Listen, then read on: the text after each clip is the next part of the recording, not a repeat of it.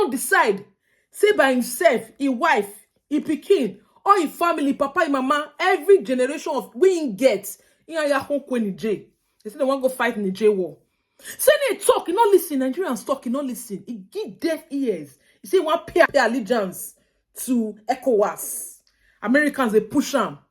France they push them. Forget to say when this battle becomes so hot, these countries they will back out. They'll tell you say our soldiers don't they die. So because of that one, will not fit continue this thing again. They will be left without nothing. Forgetting say this economy all day so it never settle. It won't bring a quote. Tinubu, your time is up. You can bribe everybody. You can bribe whatsoever you want to bribe and get your way through. But this war, it not will come to pass in Jesus' name. We are not going anywhere with this war. See the way I have for Emefiele. Judiciary talk. They say court come from above. May they not release Emefiele. They say Olam hosted. DSS see Olam. They say anything we be say you just said DSS. You just said DSS. Say this person at 419. The next thing DSS you can carry you. Go before that camp. They no go ever judge your case again. Which kind of country be this? They say judge go talk. They not go hear. Anybody talk, they not go hear. Order is coming from above. Who they give the order? That is the question we are asking. Who is giving the order? If not be the same Tinubu. He's not listening to anybody. He's doing what is in his mind. Now he want to do. Nothing want to lead Nigeria. Okay. Because this Nigeria matter, me, I dey pray people get the mandates. Let Peter Obi come in. Let's see the difference. Because I don't understand. Government will be say, you know, they work by the people. If they do it in they in mind. Then one lead us for 8 years. Hey, for 8 years, we will finish Nigerians. All of then nobody go to Nigeria again. Nobody go come out. Because I don't understand where this man is taking us to. I don't understand my people. I'm really confused. I've been thinking about it. I don't understand where this man they take us. They go at all. I could let this video play, my people. This and other news I'll bring together. Please don't forget to share, subscribe, and like this video. Bye. With reactions trailing the second ordinary meeting of the Economic Community of West African States on Thursday in Abuja, where the regional bloc approved the deployment of a standby military force to restore constitutional order in the Republic of Niger, Omar Traore, the president of ECOWAS, said the decision of the regional body to deploy troops in Niger does not translate to a country fighting another, while the president of Côte d'Ivoire, Alassane Ouattara, stated after the meeting that the decision was taken collectively by member states and not a Nigerian affair, further describing the detention of ousted President Mohamed Bazoum by the military junta as an act of terrorism. Keeping President Bazoum as a hostage, I personally consider this as a terrorist act, and we cannot let this continue. We have to act. The position of Côte d'Ivoire, which has been endorsed by all of the head of states, is that we have been able to tell these putschists that their place is in the barracks. They should go to fight the terrorists and not try to kidnap a democratically elected president.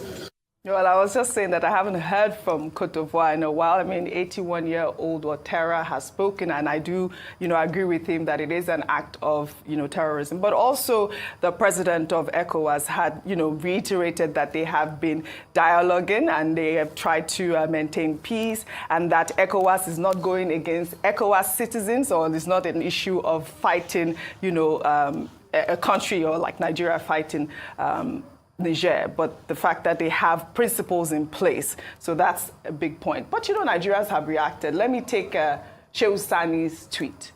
He wrote, ECOWAS communique is contradictory, opting for dialogue as setting up a standby force. Our message to the leaders of West unambiguously clear.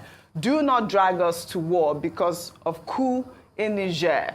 Then also a statement that was credited to the president of Liberia has also been trending. I believe he made this statement back in 2021, which is quite relevant now.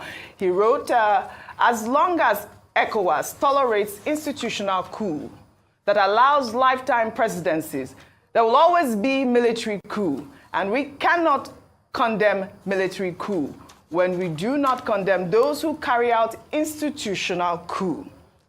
Well, another Twitter user there, Nefertiti, she wrote, ECOWAS deploying a standby force to invade Niger is laughable. Those coup plotters already consolidated their powers. The rebel who may be activated to dislodge them also came too late. A government has been formed. All the ECOWAS can do now is to embark on a face-saving mission. Yes, we know that on Wednesday, the military formed a 21 cabinet. Some of them were coup leaders, and also we understand that there were a bunch of civilians in there. But I also wanted to touch on George Ware's statement. Ayo, if you can really touch on that, and then we can move forward. All right, just to touch on that really quickly, very spot on what he said, institutional coups as opposed to military coups. And a number of guests we've had on the show have actually spoken to that. Mr. Femi Falana has also spoken to that matter, and a few other people have said that we cannot continue to condemn military coups when we promote institutional coups or internal coups, as it's called, where there's no adherence or respect of the Constitution, especially with regards to the number of years or the tenure or tenure elongation. President Ouattara, who was speaking just a few seconds ago, himself has been president since 2010.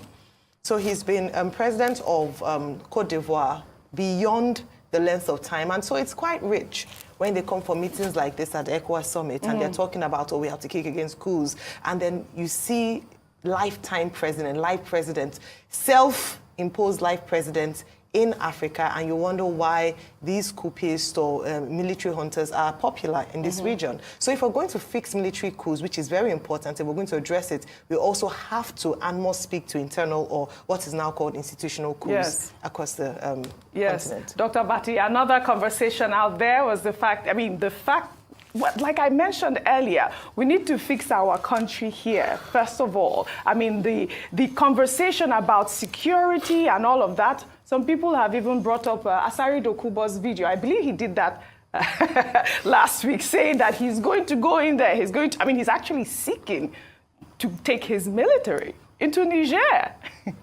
Well, I don't want to comment on Asari Dokubo, but let me make this point.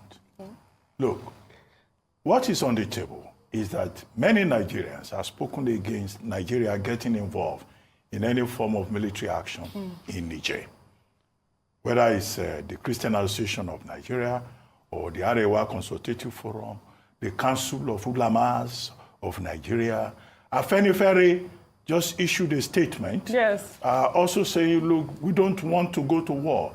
Concerned citizens, including Shehu Sani that you Senator Shehu Sani that you quoted, have all said they don't think it's a wise thing because of the likely consequences, the extent, nature of which we do not know. Because if there is retaliation on the part of those coupists in Niger, you don't know what they will do. And our people are on both sides of the border. Many Nigerians even have dual nationality. Only God knows how many Nigerians are also Nigerians. They will probably run into millions, almost as many as the entire population of Niger, perhaps, if a proper census is taken. So on the basis of that, Nigerians are saying, look, we have enough problems at home. Yes. And those are the problems you've pointed to by the report on killings in Plateau State. Yes. And that was the point being made by Professor Usman Yusuf, that look, we have Boko Haram inside Nigeria. We have banditry. We have kidnapping. We have more than enough. Just toe the line of dialogue. But of course, what happened, as I pointed out earlier on, you don't go into a negotiation by starting with the option of threat. So ECOWAS has now found itself in a very difficult situation. The second point about Nigerians is, what national interest are we pursuing? That's the question out there.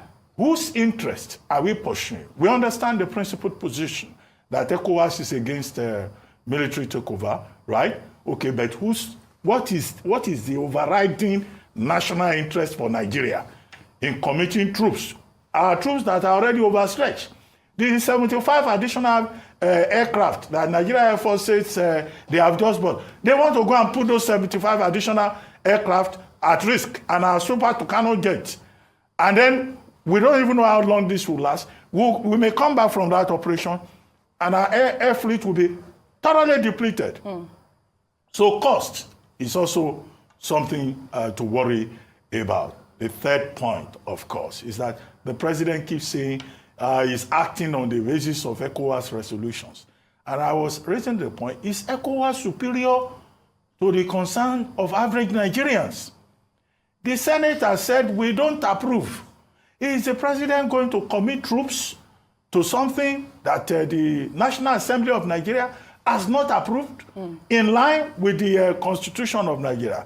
But on the whole, I agree with Senator Shehu Sani, and we had made the point earlier on this program, that the position of ECOWAS is contradictory. Yes. You say you are pursuing options of dialogue with people who say they don't want to listen to you. They don't even want to see anybody. And at the same time, you are saying we are going to send a standby force. ECOWAS does not even have a standby force. That's it. So these are the issues. And that's why I raised the question earlier on, is ECOWAS shadow boxing? This may well end up as a case of shadow boxing. Well, all right. We'll take another story. Former governor of Kaduna State, who has been a subject of controversy after the National Assembly failed to approve his appointment as Minister of the Federal Republic, has reportedly withdrawn his interest in being part of President Bola Ahmed Tinubu's cabinet. According to a report by Premium Times, El Rufai told Tinubu at a meeting on Tuesday that he was no longer interested in becoming a minister, but will continue to contribute his quota to the development of Nigeria as a private citizen. He also told the president that he needed time to focus on his doctorate program at a university in the Netherlands. Rufai, we did take that story a couple of weeks ago where I brought up that old video where President Tinubu, at the time he was campaigning, telling El Rufai, or begging El Rufai to join his cabinet. But now, we can see that he has rejected the offer. I don't know what your thoughts are at this point. Why the conundrum and the drama? And I'd like to also say something about Niger real quickly. Yes, sure. But why the conundrum and the drama? So why make El Rufai go through DSS screening initially, then go through the Senate, then try to defend himself in the Senate, then now go through another security screening and say, I don't want it? I guess he didn't know they were going to send in that petition at the time. I think it's... petition or no petition. The question is, why go through all those conundrums? Because the reason he's citing that is because he wants to go do his PhD in the Netherlands, based on the report. So if you want to go do your PhD in the Netherlands, why even take it in the first place? And I think this also just goes to show how the government has not really done a good job as regards its ministerial picks. Yeah. Because look at the drama. It's been one drama or the other. It's the late-minute drama of pushing Keyamo in. It's also the late-minute drama of these three people that ever... So is it that the security authority didn't screen them properly before? And I think this is a blight on the government. So I also hear he has also picked somebody that could be a possible replacement.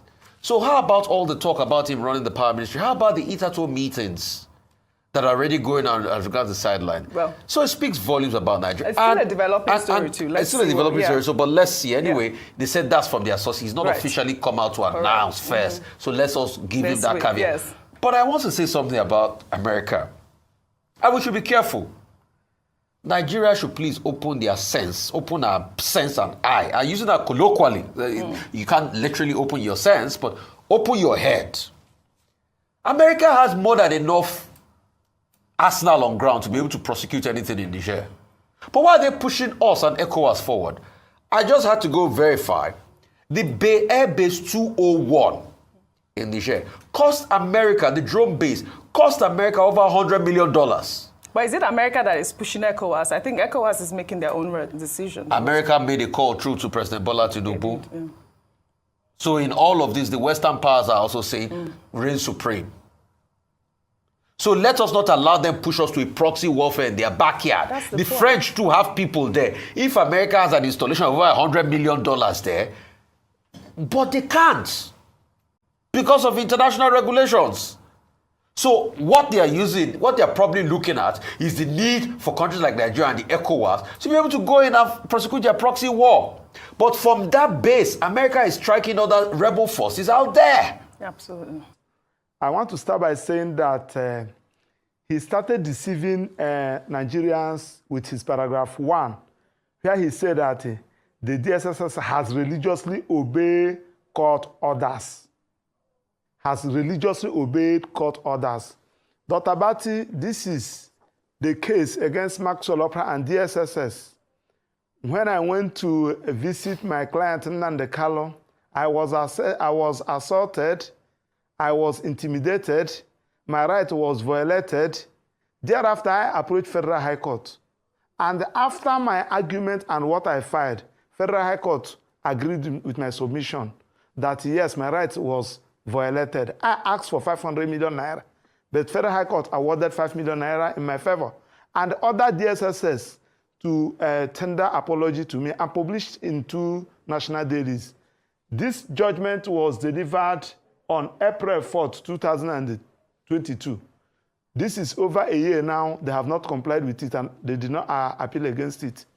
Dr. Bati, this is my client, Chidebere Echefo. Chidebere Echefo was having an issue with one of his clients. The person put up a petition against Chidebere Echefo, that Chidebere Echefo is a member of IPOB. DSSS went to his house very early in the morning by 3 a.m., picked him. The family members went to all the whole police formation, all the whole DSSS formation. They told them that the Chidebere Echefo was not there. So after 1 year, they decided to go to church to do Thanksgiving and remembrance with the hope that Chidebere, with the conclusion that Chidebere is dead. Only for somebody that was released in DSSS office there in Aso Drive, came out and called the wife of Chidebere Echefo, said, please, I was just released from DSSS now. I met your husband with unknown number. I met your husband. He said that I should tell you that he is still alive, that you should get a lawyer to come for him. Dr. Bati, that was when I went to file enforcement of fundamental rights for Chidebere Echefo. And it was assigned before Justice Ogbonna. Oh, lo and behold, DSSS now filed a counter saying that they detained Chidebere Echefo with Federal High Court order, that they were investigating him of terrorism. Now, after everything, court ordered that they should release Chidebere Echefo. And Dr. Bati, the judgment was given on Friday, 11th day of March, 2022. My Dr. Bati, today is 11th day of August, 2023, over 1 year.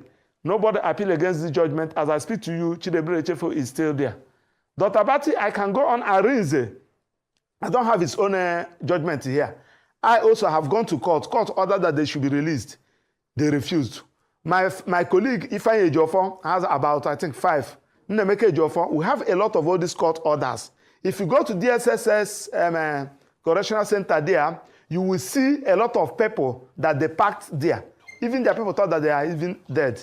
Now, what is running in the southeast now is, if you want to weaken somebody, just put up a petition against the person to DSSS that is a member of IPOB or a member of ESN. They will just come and pick the person 1 a.m. in the morning, 2 a.m. without any warrant of arrest, and they will now dump the person and rush to Federal High Court, relying on under Section 27 of the Terrorism Prevention Act that give the DSSS power to get an order to detain somebody investigating accused of terrorism, then subject to renewal.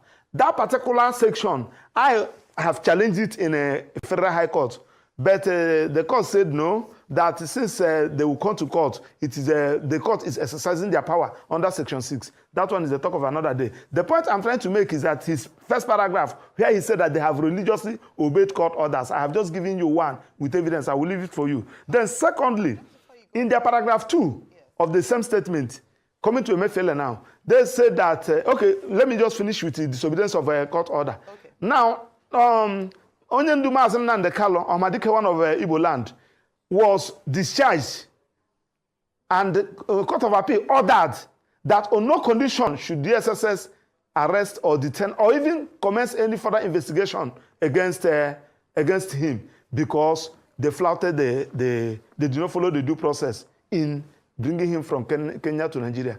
The judgment was there. DSSS refused to comply that order. The first day, the second day, the third day, the fourth day, the fifth day, the sixth day, the seventh day, until on the 8th day, when they now file notice of, when they now file a motion for stay of execution, now before Court of Appeal now granted them that stay of execution. The question there is that for that, before that motion for that, before filing and granting of that motion for stay of execution, that 8 days, the SSS never complied with it. What we are just waiting for Supreme Court to finish. Probably when it comes out, we are now suing the SSS and the federal government of Nigeria on that, because on that particular 8 days, they disobeyed court orders. Now that one is on that. I don't want to go into some other judgment we have gotten in favor of Mazi Nnamdi Kanu. Even we are court ordered that they should pay him 1 billion, and they have not even complied with that. Coming to this of Emefiele. Okay, I want to ask a question with regards to that. So maybe you would answer them, you answer collectively, you answer as a collective. So you'd instituted, or a group of human rights lawyers led by yourself had instituted a contempt proceeding against the DG of DSS, Mr. Isibichi, in July. And what you had prayed the court for was to commit DSS DG to prison until he purges himself of the contempt.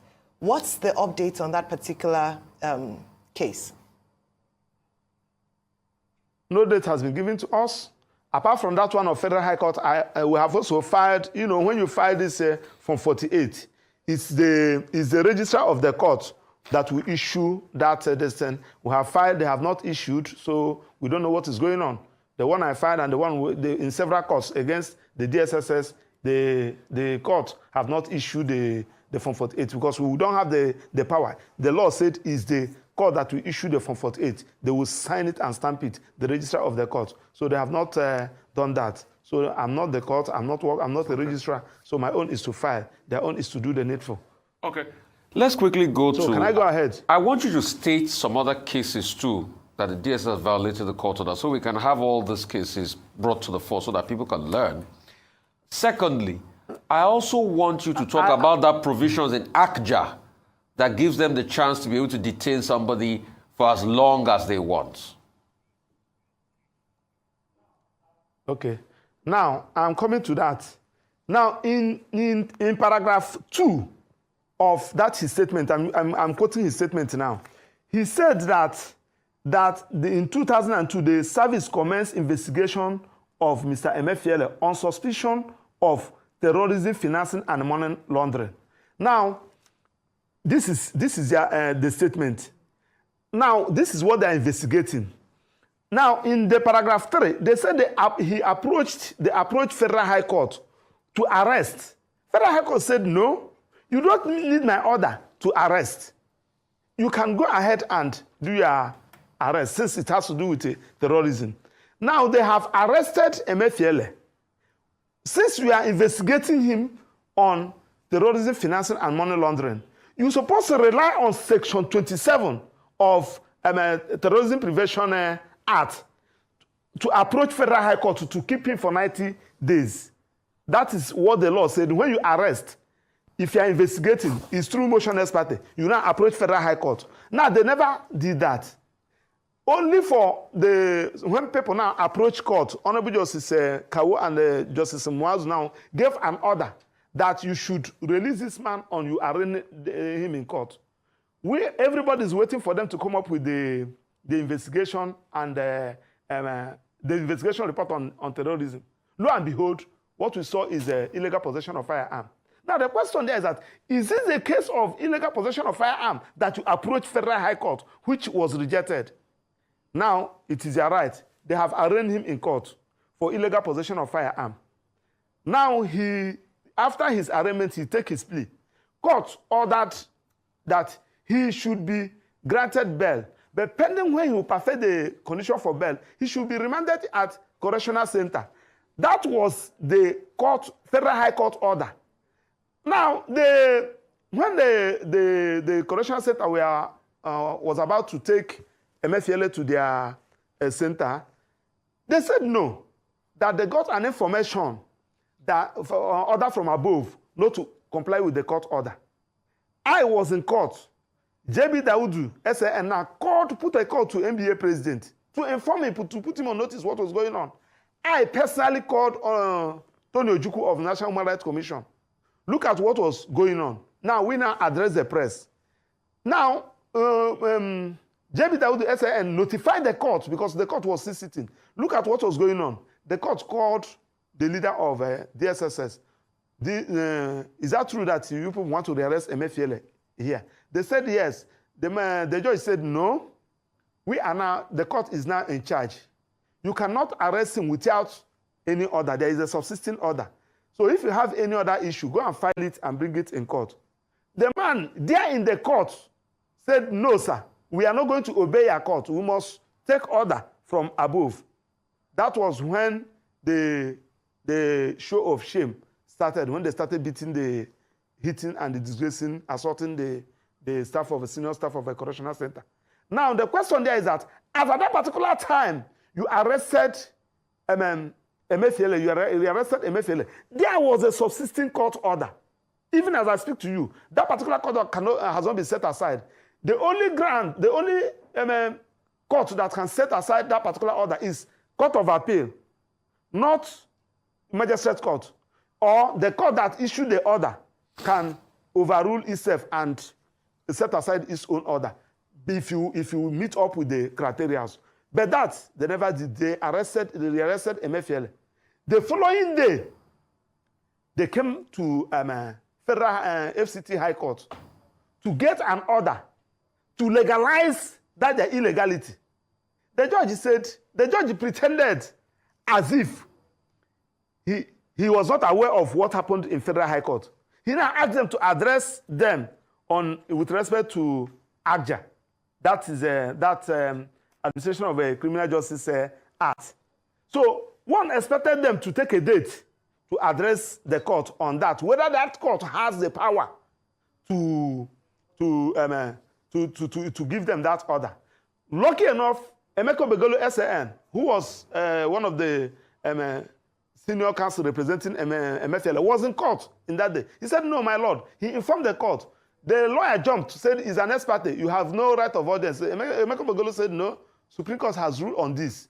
If that ex parte has to do with somebody's right, court should be aware. So based on that, when they discover that we have noticed their forum shopping and in disobeying the court order, they withdraw that particular charge. They withdraw that particular application. As at that time, there was still existing a court order from Federal High Court. Now they started moving from one Federal High Court to another, from one State High Court to another, to get the order to perfect their illegality. So when they were unable to get that, only for us to hear through this statement that they kept Emefiele with magistrate court order. Now the question now we are asking is that, can you use magistrate court order to set aside an order given by Federal High Court? Magistrate court is an inferior court. That is the question we are asking. Then, as if that one is not enough, since we are investigating Emefiele for terrorism, financing, and money laundering, why not approach Federal High Court, relying on that order, Section 27 of the Terrorism Prevention Act, to keep him for 90 days? But they discovered that no Federal High Court will listen to them. That's why they decided to go to Magistrate Court. And we have asked that particular Magistrate Court that issued this order should be sanctioned. The lawyer that indulged in this forum shopping, which actions contravenes the provisions of the Legal Practitioners Act, should send to Legal Practitioners Disciplinary Committee for discipline. So these are the issues we are talking about. As we stand now, that particular order by Federal High Court is still subsisting. Now, they approached Federal High Court, that was yesterday, asking Federal High Court to give them leave to appeal against that particular order. In other words, that particular order is still subsisting. And there is no motion for stay. Why are you still keeping Emefiele? Now, the question there is that we have seen how our president is talking about what is happening in Niger. One of the criteria of democracy is not even through ballot. It's not even when you enter into power through ballot. Where you fail to obey rule of law, that is the worst of it. It is impunity in the highest order. So I expected ECOWAS yesterday when they were discussing about what is going on in Niger. They should also think about what gave rise to that. In a situation whereby the government cannot obey court order, we are in anarchy. And you cannot beat a child and expect and say that the child should not cry. So that is what we are talking about. So this particular statement, Afunaya just stated, is full of deceit. They want to deceive Nigerians. Nnamdi Kanu is there now. Yes, they may say that they have regularized their illegality by Court of Appeal motion for stay of execution. But remember that motion for stay of execution, before it was granted, Nnamdi Kanu's right has been violated. We are still coming to that. Why we have prepared the processes for it, but we want Supreme Court to finish their own before we now come up with that. Then you are not talking about, you now say that in that paragraph, I think that should be paragraph 6 of that statement, where he said that paragraph 3. He said, paragraph 4, he said that the DSSS, though the arrest was tainted by overzealous of their personnel and Nigerian correctional services, but nonetheless, it was procedural, legally procedural. Please, I want to call this Afunaya of a man. He should call himself to order. He should stop deceiving Nigeria. You don't even need a law degree for you to know that once court gives an order, and this is not an order to release, it's an order to keep. So if you have an issue that you feel that you want to keep Emefiele more than necessary, as the DSS correctional services takes him to comply with the court order and take Emefiele to their center, you can still file a motion notifying the court that based on this particular evidence, we are still investigating this man, and releasing this man will not allow us to carry out investigation very well. You put the other party on notice. Now, and write to the Controller General of Correctional Services for them to be aware, so that even if Emefiele perfects his bail condition, the judge will not sign that order for release because of their motion. The court will say, okay, I will not sign it. Let me hear their motion before I sign it. Because one thing, when you perfect your bail condition, for the correctional service to obey, the judge must sign that order to release. That is the procedure.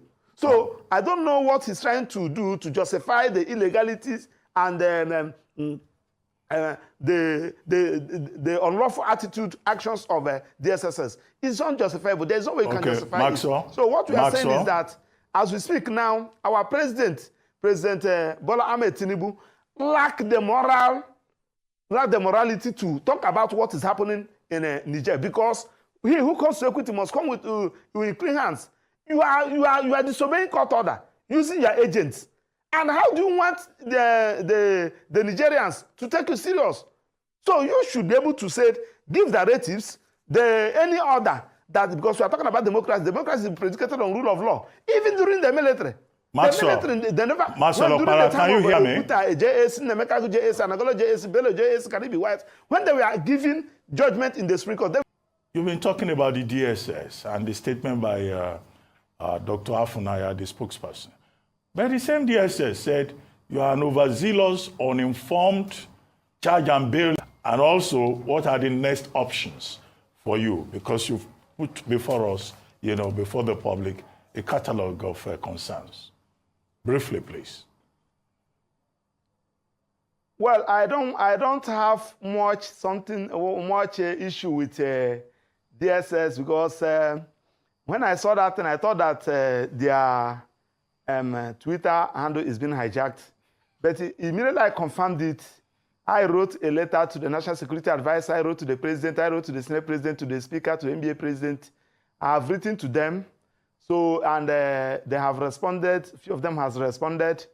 So I have written to Twitter, I think, for allowing their platform, because if you allow your platform to be used to defame somebody's character, I think I should be concentrated on the person that they allow their platform to use. Yeah, even that their Twitter complied with their own rules, because they have a rule that you don't use their platform to defame somebody.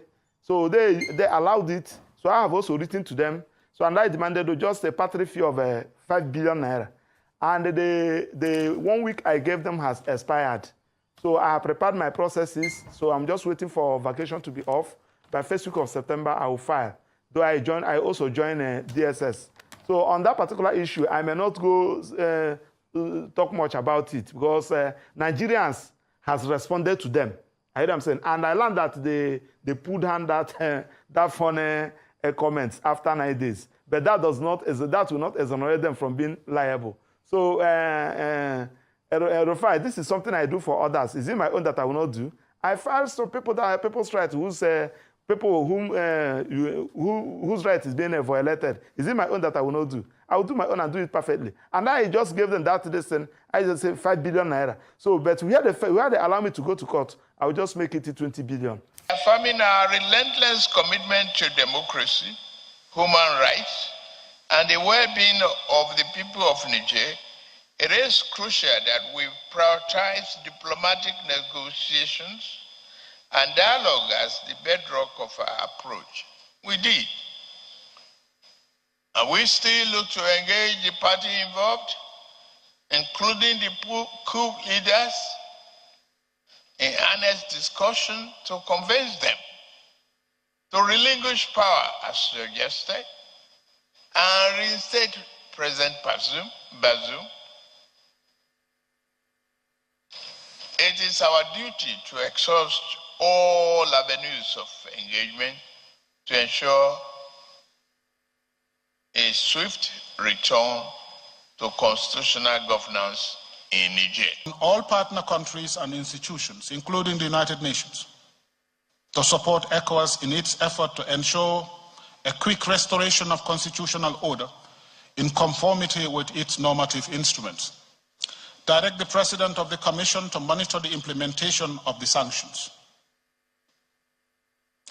Direct the Committee of the Chief of Defense Staff to activate the ECOWAS standby force with all its elements immediately.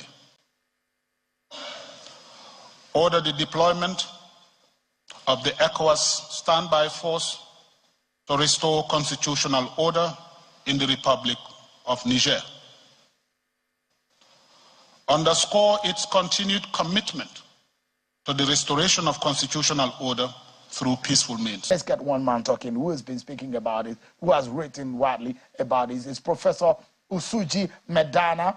He's a professor of penology and international security. Thank you so much, Prof, for joining us tonight on the program. Thank you so much. I appreciate it. You've written, I read your article in your piece today. Yeah. It was much of caution. It was much of giving advisory to the president and the ECOWAS leadership about this. But the first question is, for those of us who don't want to bother ourselves about the international dimension or the technicalities of all these, Niger as we know it, we have at least 3 languages that are spoken in Niger Republic and are spoken also in Nigeria. Niger is one of the largest countries on the continent, in fact, the second largest, with over 1 million square kilometers that we have.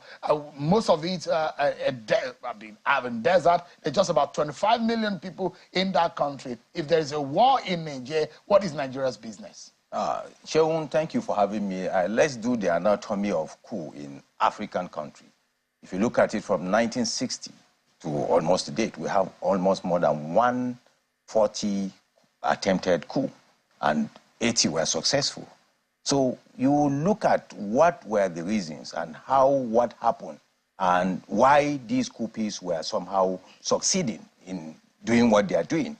Up to now, we have not come out from the colonial hangover and the military junta hangover to look at our security architecture, to look at how are we going to reposition a democratic government in terms of VIP protections, and so on and so forth.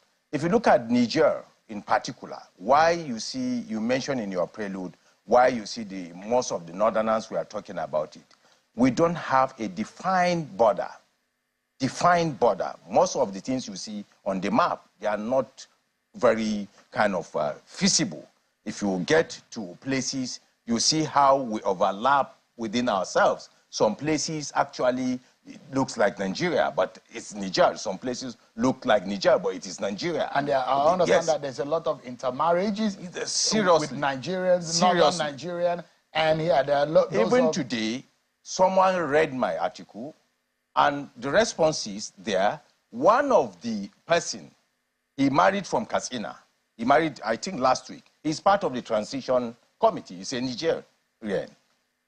You look at the relationship.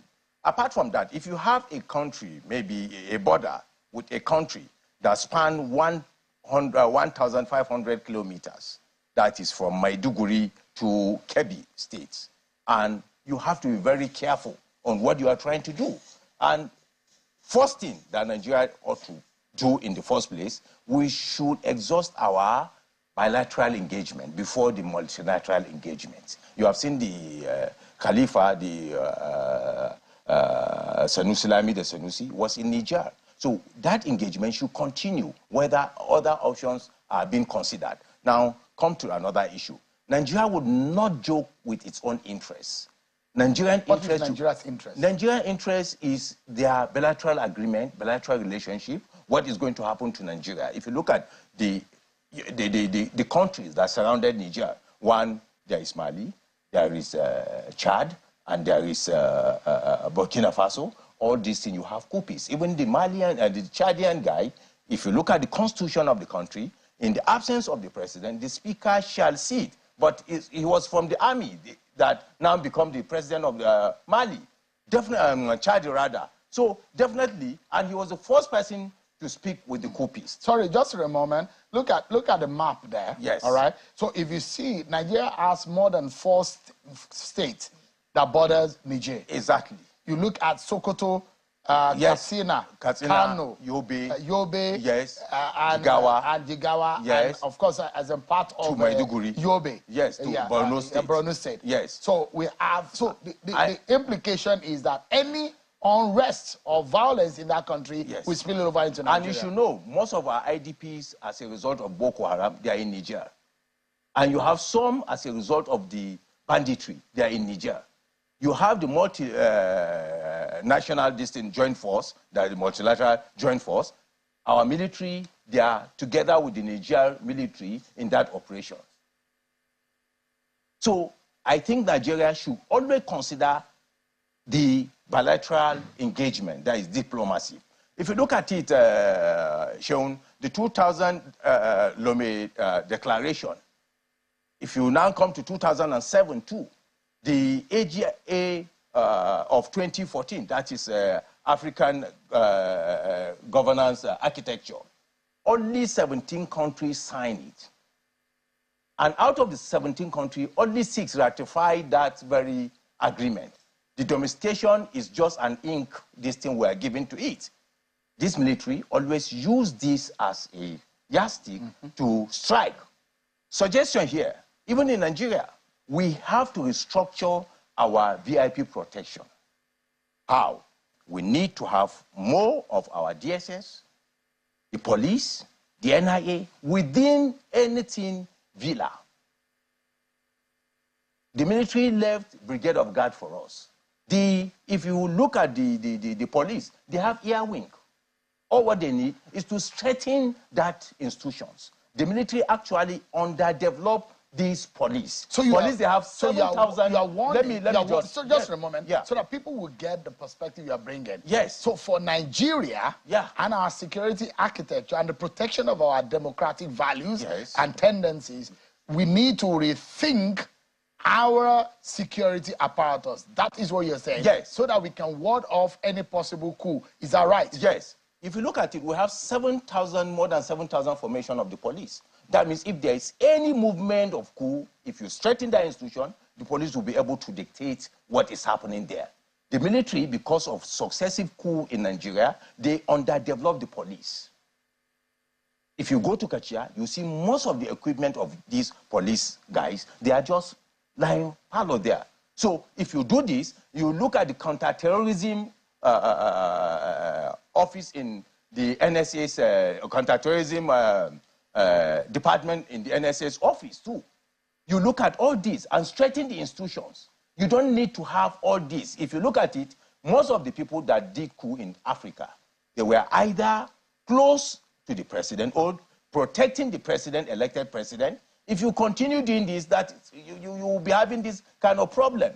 So we have to look at that. Then, issue of good governance matters.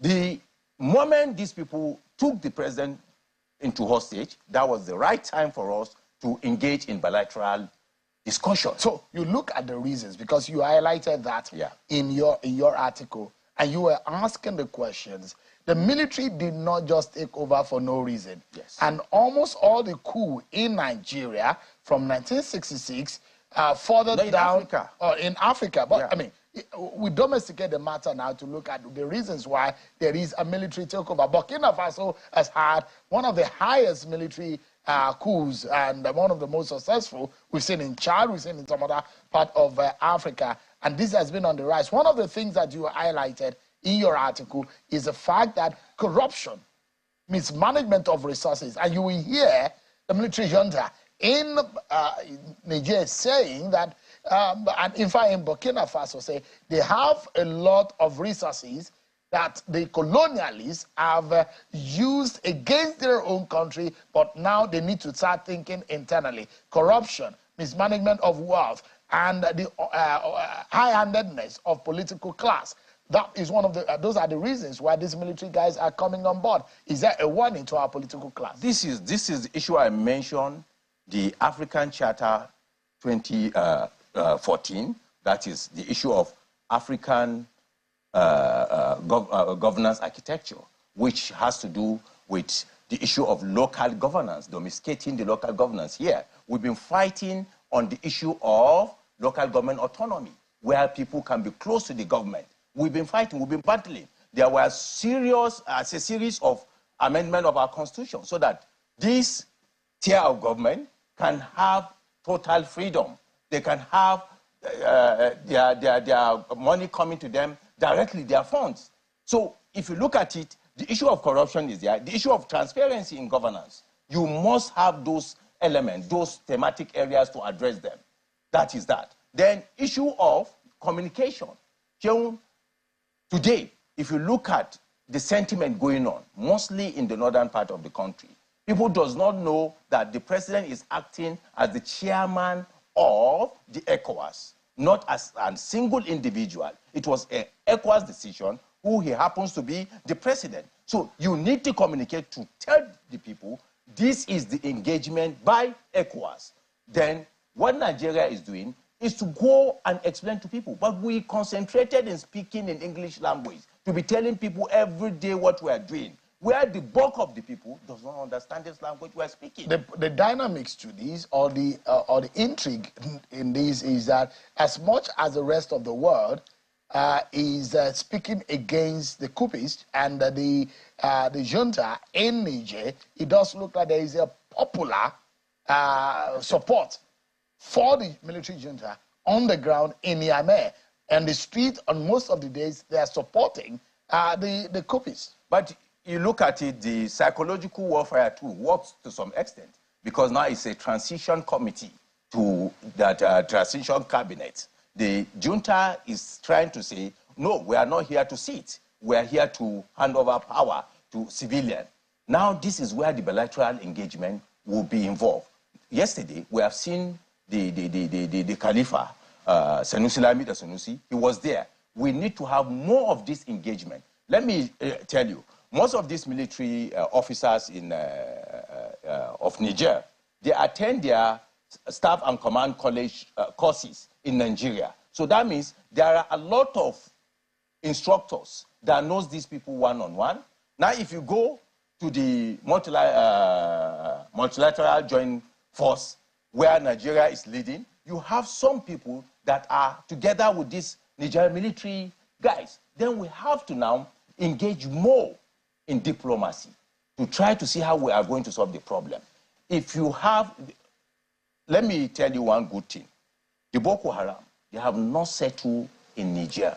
They did not allow them to settle there, to abort them. The same thing with the bandits. What if we engage into that and we are facing an internal security issue here? And you should know, Niger is our buffer buffer with Libya, where you have a lot of weapons coming from that angle. If you Google and see the small weapons in Africa going around in West Africa, there are 70% found in Nigeria. From where? Mostly from Libya. So we have to be careful in handling this issue. No. It's like America. If you go to USA will not joke with Mexico or Cuba. They'll have to look at their national interest, national security interest, before they look at regional interest. Isn't it, so the same thing isn't it a regional issue that's caused a problem with Russia and Ukraine? Exactly. Now, the question now here is, there is now an announcement by ECOWAS that the ECOWAS standby force should be on guard and should be standing by. What does that mean? Isn't that a military or use of force that is being considered imminently? Definitely, there must be a psychological warfare. ECOWAS will not just sit down and say, oh, we are not taking any action. What is the standby force? The chairman... Can you explain to Nigerians what this standby force means? Definitely, they have to look at it. Where is it escalating to? You have 4 countries now in the ECOWAS region with military heads. And if care is not taken, it will split or escalate to another country. So ECOWAS force must be on standby, and it's a psychological warfare to the coupists in Niger and other places that are maybe there is an intention to do that. And you should know, right now, in the Francophone countries, if you look at it, there is a serious rebellion against the French interests. So we have to look at that. That's why I keep on emphasizing that we have to look at the Nigerian national security interest first before the regional interest. So it means, Prof, that with the announcement and all the pronouncement of ECOWAS today, that the ECOWAS standby force should be prepared to restore order and democratic governance in Niger. It means that boots on the ground, military boots, including soldiers from Nigeria, might be moving into Niger. Is that the case? No, I think from the president's speech, which we have watched here, that they are looking at all options. And that option, actually, the military option will be the last resort. And I don't think we are going to go into that military options. If it gets to that, what is the implication? The implication, actually, you know, when you start a war, you don't know what will happen again. And we said it, these very fragile borderlines, there is going to be serious distance, and it might even get to the southwest, because you have the Benin Republic too, by the other side of the Niger. So there is a lot of things there involved, and we have to think more than 1 million times in a second. We have to think seriously. We're already bombarded internally with our struggles and to our hold military hold our territory. Yeah. Not even in terms of military now, in terms of civil security hold on our territory. Now the threat on our the external integrity of our nation is going to be called to question with this. On a final note, Prof, give us an understanding of, if you were in President Tinubu's shoes, a new president who is trying to find his feet on the ground, now is faced to be with this kind of situation in Niger, now leading ECOWAS, with the fact that they want to warn any possible military tendencies. If you look at it, since 2021, Prof, there have been very high number of coup attempts in the region. Yes. Chad, Mali, Guinea, Sudan, Niger. In 2022 alone, there were 5 attempts, but only 2 in Burkina Faso succeeded. Yes. If you look at since 1952, Nigeria had 8 coup attempts, 8 in Niger, 8 in Benin Republic, 8 in Mali, 10 in Ghana, 10 in Sierra Leone, 9 in Guinea-Bissau, 10 in Burkina Faso, 17 in Sudan, 11 in Burundi, 9 in Comoros. The problem here is, if you were in President Bola Tinubu's shoes, would you focus more on internal issues, or you be more involved in what is happening across the continent? From my first statement, I look at it, I said that we have to look at national security interests before the regional security interests. What is our own interest? in Niger and in our border countries. We have to look at that very seriously because it's a buffer. What do you think is more? Then the next thing What do you think is is consultation. The national security interest is more. Then we have to consult and do counter consultation. There are a lot of experts within the country that are going to advise the president on what to do in this matter. So they have to be engaged, they have to be consulted, they have to be involved. Right. If you look at what the Sanusi has done, he went there on his own. And I think there should be more engagement, more people to go into that, to sing to these coupies. What would be the precaution? And even if you want to do any kind of sanction, you sanction those involved and those that are with the coupies, then you now targeted them. There are those who say if African leaders do not take charge of the cause, that those who are of the school of thought and those who believe that the West sometimes have their own agenda and they decimated some part of the continent, and we should not allow the West to intervene and the colonial mentality to prevail in this tendency. But how African leaders are going to deal with this one is left. Libya is a big lesson. Yes. This is Bod TV Bod. In case the first time you come here, please don't forget to subscribe and hit that notification bell for more uploads.